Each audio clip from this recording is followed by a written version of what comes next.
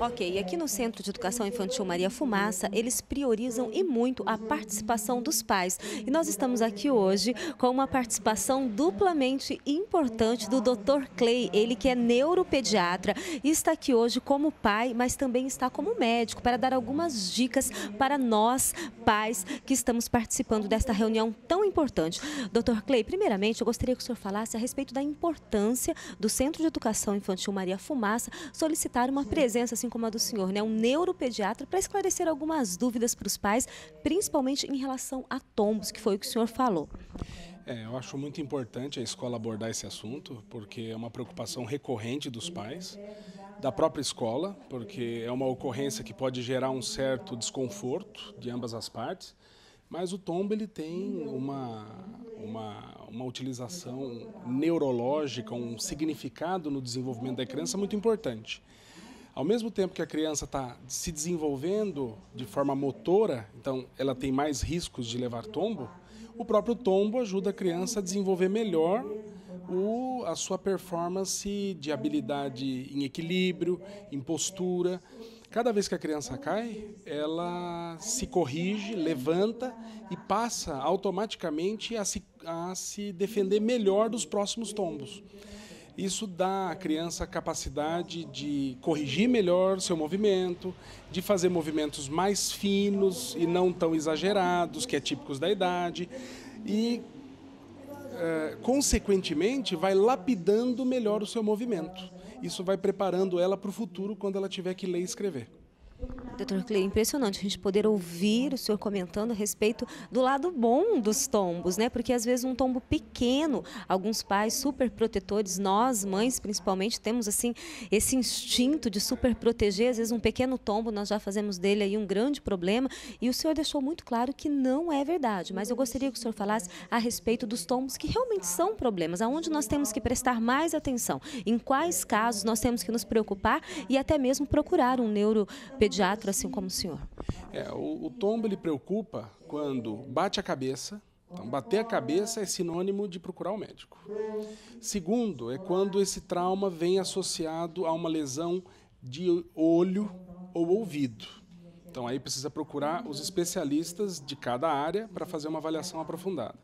E o tombo, o terceiro tipo de tombo que preocupa é aquele tombo em que a criança bate uma área do corpo em que ela não consegue se mexer, fica muito vermelho ou muito roxo e a criança não consegue falar, conversar porque ela está chorando demais. Então aquele choro constante, aquela dor que não passa, que não melhora, esse é o terceiro tipo de tombo em que tem que levar para o médico. Agora, o tombo tem uma outra questão importante, né? Primeiro, que também gera nas crianças aquele ímpeto de solidariedade. O amiguinho que caiu, vamos lá levantar ele, o amiguinho vai se sentir cuidado, vai se sentir amado por aquelas crianças. Isso gera um ambiente de solidariedade. Então, o tombo, sendo este uma ocorrência que frequentemente poderia causar humilhação, constrangimento, passa a ser um momento de comunhão e de auxílio mútuo entre as crianças. Então, também tem esse aprendizado. Dr. Clay, como que nós, pais, podemos participar até mesmo dos tombos dos nossos filhos de forma positiva? Qual é a atitude que nós temos que ter diante de um tombo pequeno, de um ferimento pequeno que não nos cause grandes problemas? Primeiro, não se desesperar. Se a criança vê que o pai se desespera, pronto, ela transforma o tombo numa tragédia. Então ela vai chorar, ela vai se descabelar, ela vai ficar extremamente afetada e insegura em relação àquilo que aconteceu. Então o pai e a mãe não devem, naquele momento, ficar desesperado, ficar extremamente alterado, porque isso atrapalha o jeito com que a criança responde a uma situação crítica. Então, isso é o primeiro ponto. O segundo ponto é entender que tombo não acontece só na escola. Acontece na igreja, acontece no parquinho, acontece no shopping, acontece em todos os lugares, na sua própria casa. Então a escola não pode, obviamente, ser diretamente responsabilizada eventualmente por causa do tombo, porque ele faz parte do aprendizado, faz parte do ambiente escolar, faz parte das situações mais corriqueiras na relação entre as crianças. Então, basicamente é isso. E a terceira questão é Aproveitar o tombo, não para ficar desesperado, mas para demonstrar para o seu filho que você se preocupa com ele, de uma forma afetiva, amorosa. Então é o momento de cuidar da ferida, é o momento de falar, dar um beijinho na ferida, passar o famoso álcool de arnica das avós, né? Então é aquele momento afetivo que você vai aproveitar para ter com o seu filho. É a melhor forma de transmitir para ele que o tombo não é uma situação drástica, mas uma situação que basta dar a solidariedade adequada que tudo se resolve. Que ótimo, ficaríamos horas aqui conversando a respeito desse tema tão importante, mas para finalizar a nossa entrevista, Dr. Clay, eu gostaria que o senhor respondesse mito ou verdade. Depois de um tombo, que a criança bate a cabeça, é proibido deixá-la dormir, sim ou não? Não, o primeiro ponto é, bateu a cabeça, a criança vai chorar. E quando a criança chora muito, ela fica com sono. Então deixa ela dormir um pouquinho.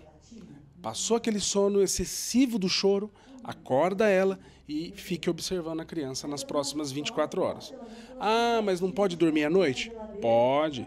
Cada 2 a 3 horas você vai lá e observa, ver como se a criança está respirando, se a criança está dormindo bem, se ela não está tendo nenhum tipo de reação que você acha estranho. Essa é a atitude que deve se tomar. Porque toda vez que a criança chora muito, a criança costuma dormir. Principalmente se a criança tiver menos de 3 anos. A partir dos 3 já é mais difícil isso. Então, o sono depois do choro, ele é normal. O problema é depois de uns 20, 30 minutos que ele dormiu, você acorda e passa a observar a criança. Dr. Clay, muito obrigado. Parabéns por sua participação aqui. Parabéns ao Centro de Educação Infantil Maria Fumaça, que nos dá mais essa oportunidade valiosa de termos aqui dúvidas importantíssimas esclarecidas a respeito dos nossos filhos.